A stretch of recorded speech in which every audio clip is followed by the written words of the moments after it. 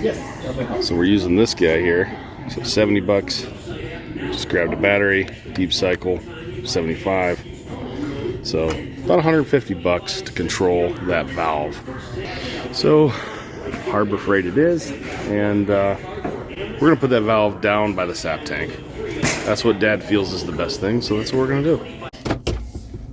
Well, good afternoon. I'm Nate Bissell. This is Bissell Maple Farm's YouTube channel, and I'm heading to the farm. Sap should be running today. We had some cold weather for several days, so even though it's 49 degrees out here, I live about an hour from the farm and about 30 miles south, and the farm is near Lake Erie in the snow belt of Northeast Ohio. And what that does is it keeps our property a little cooler.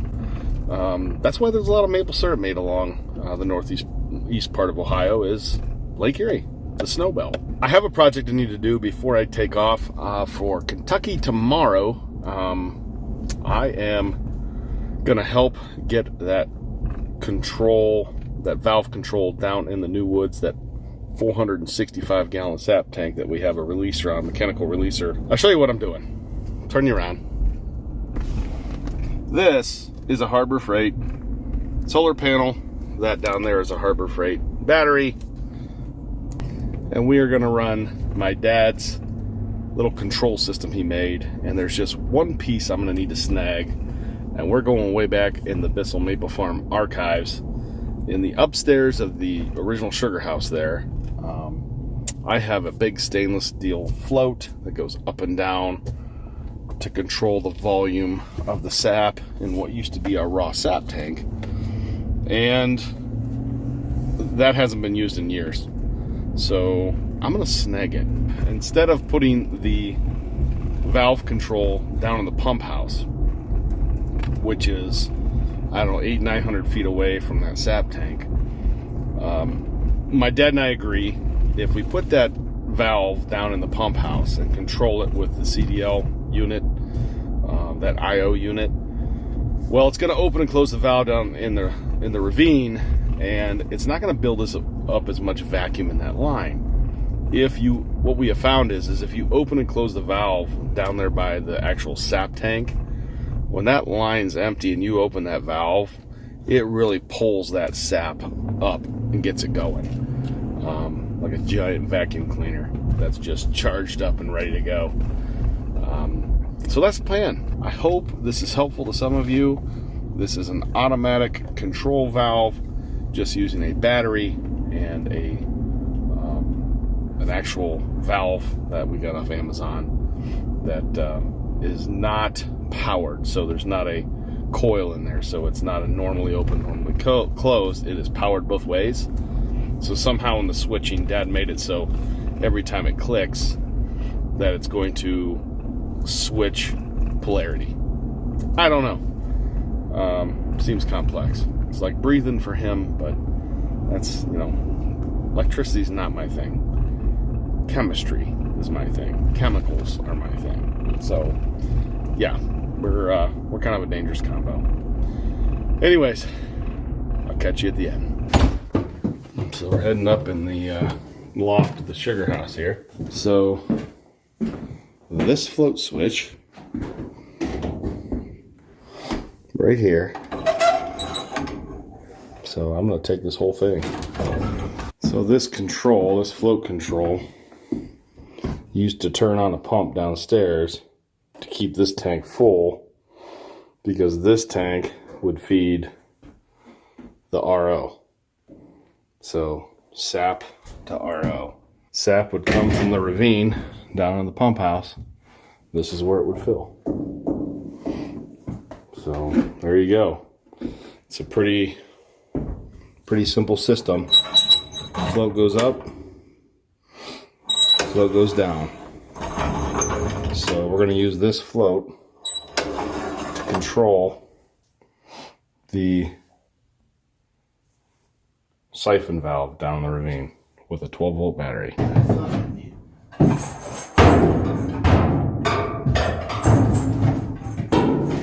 There it is. Float switch assembly. Wait, not whatnot. He had a fire going on here. I thought it smelled like a hobo was down here. You got a little hobo heater? Yeah. Oh, yeah. Austin's hobo heater. What do you think about this setup here, Austin? Yeah. I'll reserve my thoughts for when I see it in action. Your long-lost brother made it. My long-lost brother. Mm-hmm. Well, this will come as a shock to you. Hold on. So how's your heat? Doing good. Running good now. We're not just making some Rube Goldberg milky float here. So I worked a long time trying to get my hot water heater going, and Nathan goes back there and Got lucky. gets it going in like 2 minutes. I tried You everything. good there? Yeah. You could be wearing the GoPro bra. I'm just curious. Okay, wait. Was that I could be wearing the GoPro bra? Like that's what you call it? Or were you addressing me as bra? Like you could be wearing this GoPro bra? Whichever one. Either one's creepy and I don't like either, so. I have a lot of my neighbor's tools. Good job. Does it feel secure? Alright. Yeah, it'll stay there. Now, you set the depth. With that guy. Yeah. This is the old float that was upstairs in the sugar house. Oh. So, I don't know how much you guys want to... Holy crap, that thing's on there. By the way, it's only going to be able to go. This is going to be your max. Oh, it's hitting ice. It's on ice, yeah. That would be why. Do we need to get the ice out of there? No. Okay. No, I think this will be good. We might have screwed up, though. Austin. How's that? He might have had this out purposely, so this thing couldn't catch it. You know what I mean? Well, yeah, because that just rotates freely. Might get caught there. Maybe we should move it out. What do you think? Can't hurt anything. It was probably set up that way on purpose. Yeah, somebody grabbed the hose clamps for the 4-inch Fernco here. It's probably Yeah, it's the 4 inch. It's metric. Yeah, it doesn't. I don't think we're gonna get this hose off here without cutting it anyways. Yeah, we can cut it. What do you think? Not that cold, we won't. This stuff. These leader hose barbs are just ridiculous. Yeah, they'll grab it real hard. I don't know that we're gonna pull that apart. Yeah, dude, I don't know.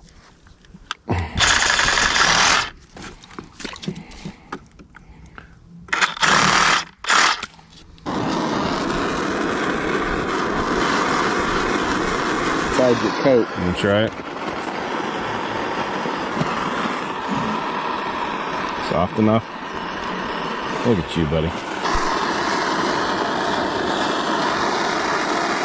Ready? Here, go. I don't know. Austin got that one. That one a little mushy. Yeah, it'll cool. Throw some snow on it there.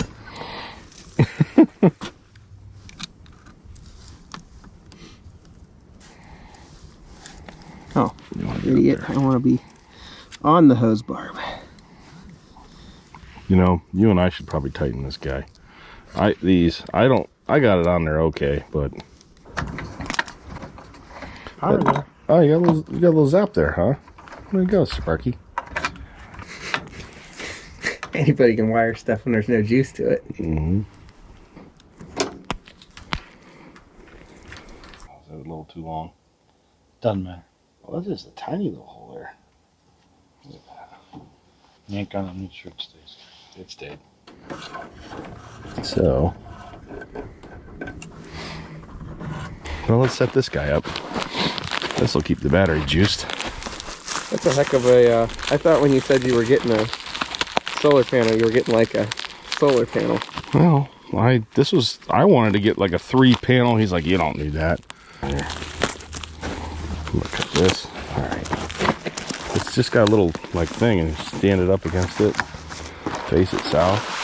It's supposed to automatically regulate too. Jeez. I'm gonna forget my little folding 3-panel solar charger I take to Alaska and buy one of these. Oh yeah? Stick it in my carry-on. Is it bigger? Oh yeah. So I have a... Look, there's a light on. How is that possible?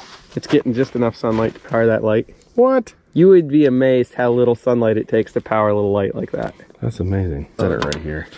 Yeah, sure. Let me move the... Facing south, right? Yeah. There was another cord. That's the one we want. That's some sort of 12 volt. Power your car with extension? it. Is this an extension cord? What is this thing? No, it's just wire leads. All right. I'm just gonna go like this. We could go under. What fun is that? Look at this. Get everything I can out of these Harbor Freight purchases, including the wire tie. I just need 2 more. Did you save 2? I got one. There's a switch.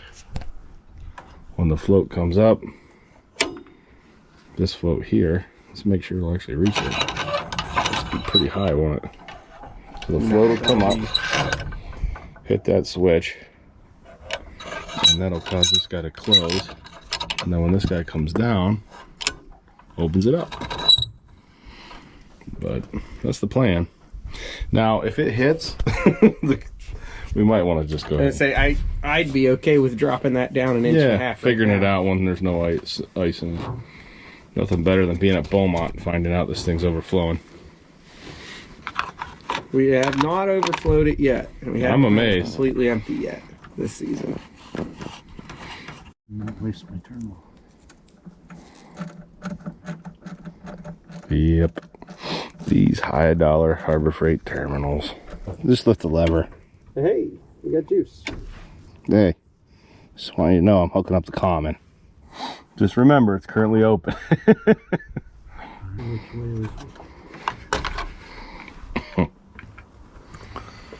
This is currently open, just so you know.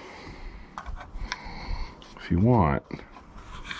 Alright, we gotta quit throwing around opens and close. We got a game of who's on first going on. I hear it. Yep. So it should be correct now. It's currently, I just have it propped so I don't have to hold it. Okay.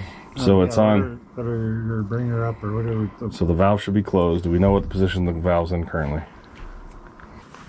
Glad we didn't test it up there on the bench. Did it out here in the cold in the dark. Could it be I don't have my fitting in very good? I mean, if you give them a little pull, they're not coming out. This thing de-energizes and then it should go into the other set of contacts. And I've swapped the power. Took the polarity of the power.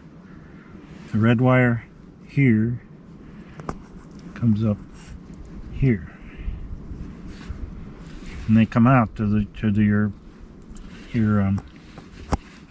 valve. Red to red and black to black is So what. you did a quick connect thing. Yeah, what's wrong with that? Nothing. Alright, so I'm down here at the new section sap tank. This is our float switch that we wired up here so that this tank will actually empty itself and we don't have to come down here. So the way this works is we've got a manual valve there that we just leave open, and this is the wet line that goes back to the pump house. So it goes up the tree and then across and follows that black line all the way to the pump house where it comes into the releaser and then gets pumped up underground back to the sap shed. So this goes down and then it plumbs into the tank at the bottom, and we have this is your automatic valve that's being controlled by the float. So that these wires to the valve come back here into this box, and in this little wooden box we have the battery, and then you have kind of the control unit down there. You have a wire that comes in from the valve, and then you have a wire that goes out to the switch itself, and you have another wire that runs across to this little solar panel that we have wired in, so that that battery's not going to die. It's continually charging itself. And then this here is the actual switch. So you can see you've got this stop up here, and you've got another stop down here. So what this does is, as sap level rises, it picks up this aluminum float ball, and as the float ball rises, eventually the stop will hit that switch, and when it pushes the switch up, get a better grip, when it pushes the switch up, well, now it's in the valve open position. And I'm sure you can't hear it on the video, but as soon as I push that, I can actually hear that valve changing positions. So when you have the switch up like that, it's in the open position. And then it'll stay that way until it empties the tank far enough that this switch, this stop, comes down and contacts it and pushes it down the other way. Now it's in the off position. I can hear it changing again. So right now, valve is closed. And this thing has worked really well since we put it in. Enables this tank to actually empty itself. And it means that we don't have to come down here, keep an eye on the sensor, and come down here every time it gets full and make sure it doesn't run over. Been a great setup so far. That little solar panel from Harbor Freight keeps that battery charged, and yeah, float switch has been doing really good. We don't have electricity down there by this sap tank in the woods in the new section. We just have vacuum. So we send the vacuum down to the releaser. We have in the past used a manual valve to open and close down by the sap tank to suck the sap up into the pump house and then pumped up to the storage tanks, the green storage tanks in the sap tank shed. Well, we got rid of the old busted up sap tank that you remember from last year, all the way back in episode 2. Ash tree fell on that tank, crushed it. And then Adam and I kind of stretched it out in another episode, made it a little bit more usable, but I kept getting comments about replacing the old smashed up sap tank. It really bothered some of you. So why not? I had that sap tank there, but it was really imperative when you go from a 1,000 gallon sap tank to a 465 gallon sap tank, we had to automate. You remember from lots of episodes in last maple season where I would get down there and it was overflowing, or we forget to close the valve and we lose vacuum. And so we decided to automate it with a 12-volt deep cycle battery from Harbor Freight, a solar panel, a 12-volt solenoid, or a 12-volt valve that is powered. Basically, each valve, the valve is powered by reversing polarity. So it doesn't have a spring or a solenoid that will hold heat up and use electricity. We did this on purpose. We wanted a valve that once it opened or closed, it didn't drain the battery. So that's kind of important, but you have to know how to wire this stuff. And to paraphrase my dad on how to wire it, you got to hook the common to the switch, and then the switch to the common to the switch to the what are those called? Relay, and then the relay and the switch. It's just, I don't know. Like, he just kind of makes it work. And I just know the word common is used often when an electrical engineer explains this stuff. So I don't know how he made it work. But we got to the end of the night. It started to get dark, and he had it reversed. He had a wire reversed somewhere. So he came back out the next day and figured out what two wires. If you noticed, we just had a black and a red wire, but he needed lots of different wires. So it can get confusing trying to use a flashlight and have an over-eager son looking over your shoulder giving you a hard time. I'm sure that helps too. But essentially, Dad figured it out. So we took the float switch from up in the second floor of the original Sugar Shack that we had previously used years ago and just used that 220-volt switch. And what happens is the float comes up. The switch is opened or closed. I don't remember. But the switch is, I believe, closed when it comes up. That completes the circuit. And then the liquid will drop as the valve opens up. The vacuum will suck the liquid out. The level will drop. And then once it gets to the point where the float will actually open the switch, so there's no longer a circuit, the valve will close. And then the tank will fill again. So you'll see in this image from the monitoring system, you can actually see where it actually goes. It fills slowly, then drops. fills slowly and drops. And the top is when the tank is full and the switch is activated, and the bottom is when the liquid is at the minimum level we want, and then the actual switch is opened, which will close the valve. So yeah, it's kind of confusing, but man, has it worked well this season. So I hope that's helpful. I hope kind of explains how the system works. But anyways, yeah. So thanks for watching. Thanks for stopping by. If this is something that you enjoy, hit that like button. Met some of you at the Maple Madness tours, and I appreciate the viewers coming up and saying, hey, we watch your channel. At least I get to meet you, and I know who I'm talking to. So I really appreciate that. It helps me. Enjoy meeting a lot of you, and thank you. And thanks for subscribing. Thanks for liking the channel. And, for those of you who haven't, hey, please hit that subscribe button. It really helps us. Thanks. We'll catch you in the next episode. So the little one pretends like he's just over here. He's not going to do anything. I'm mad at this bag. Not going to do anything. The big one's just done with his antics. He's fish slapping him.